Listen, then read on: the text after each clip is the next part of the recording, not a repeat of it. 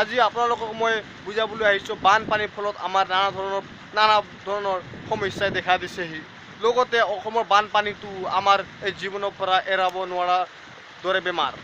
যিয়ে নহওক আপোনালোকক আজি মই নানান ধৰণৰ ইয়াৰ ওপৰতে মই প্ৰভাৱ দিব বিচাৰিছোঁ যে আমাৰ অসমত অহা পূৰ্ব যুগৰ পৰা শতিকাৰ পৰা আমাৰ এই বানপানীটো বৈ আহিছে, কিন্তু এই বানপানীৰ সমস্যা সমাধান কৰিবলৈ এইটো আমি পোৱা নাই।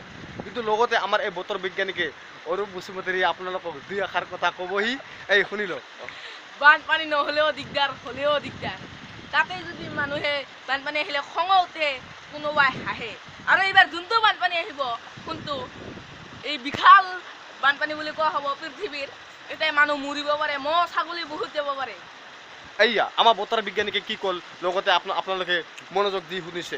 গতিকে মই এই মাধ্যমৰ জৰিয়তে ব্যক্তিসকলক প্ৰচাৰ কৰিব খুজিছোঁ, যিসকলে বানপানীৰ বাবে যদি সচেতন হোৱা নাই তেওঁলোকক মই এই মাধ্যমৰ জৰিয়তে জনাবলৈ বিচাৰিছোঁ যে বানপানীৰ কাৰণে আপোনালোকে সাজু হৈ থাকক, আৰু এই বানপানী কেতিয়া আৰু কি ৰূপ ধাৰণ কৰিব পাৰে সেইটো কোনোৱে সচেতন হ'ব নোৱাৰে আৰু গেৰাণ্টি ল'ব নোৱাৰে। কিয় বানপানী এনে এটা ধৰণৰ বস্তু যে বানপানী আমি নানা ধৰণৰ পৰিৱেশ বিচাৰ কৰিব পাৰিছোঁ।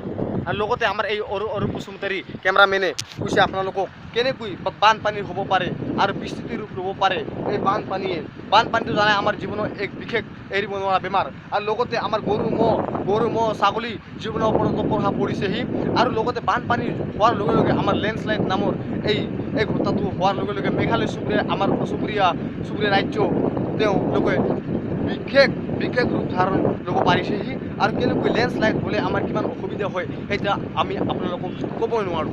আৰু যোৱা বছৰে 2015 চনৰ 16 জুন তাৰিখে আপোনালোকৰ মনত আছে কিজান কেনেধৰণৰ লেণ্ডশ্লাইড এই ৰূপ লৈছিলেহি আৰু কোৱাৰ প্ৰয়োজন নাই। লগতে কেমেৰামেনৰ লগতে ডক্টৰ PK আৰু লগতে কেমেৰামেনৰ সৈতে সহায়কাৰী হিচাপে ডক্টৰ অৰূপ বসুমতাৰী কেমেৰামেন।